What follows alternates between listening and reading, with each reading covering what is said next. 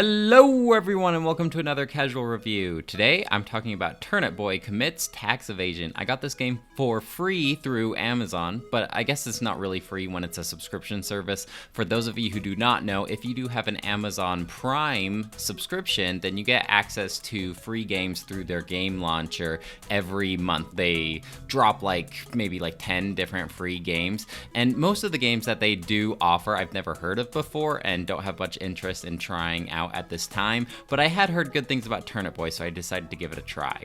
Turnip Boy is a top-down adventure game where Turnip Boy forgot to pay his taxes on his greenhouse and must now do favors for Mayor Onion to get the deed back. The combat is simple, basically point your sword in a direction, not unlike Minute that I just played without the dying in 60 seconds. If you can't tell from my plot synopsis, this is a very silly game. A lot of the charm comes from the humor of talking to all of these little characters that are scattered throughout the land. The humor is, I don't have any other way of describing this. It's very LOL random. And at first I wasn't really sold on it, and I just got sick of talking to all of these characters because at the beginning of the game, you're kind of front loaded with all these characters.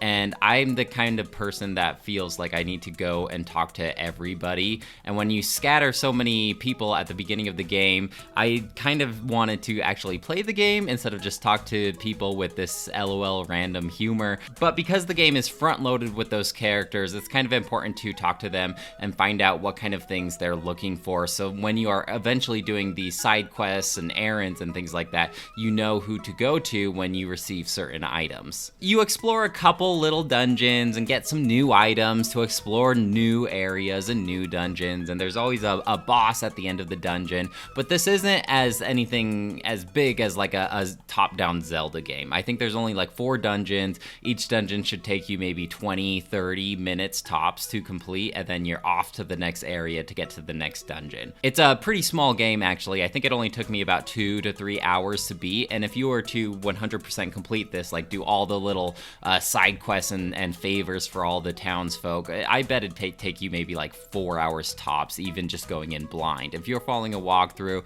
you could probably beat this game in under 2 hours, I'd imagine. But yeah, you find like little collectibles, and I do like how whenever you read a collectible, it'll tell you sometimes it'll tell you more about the lore. It kind of has this dark undertone theme to it, and I won't spoil any of that story here, but it may be in your best interest to pick up any kind of scraps of paper you can find and read through to kind of get hints on as to what happened. But I do like how Turnip Boy just rips up any kind of paper that he picks up. Like, people will give you things to sign your autograph or whatever, and you'll just rip it up and they just say, oh, okay.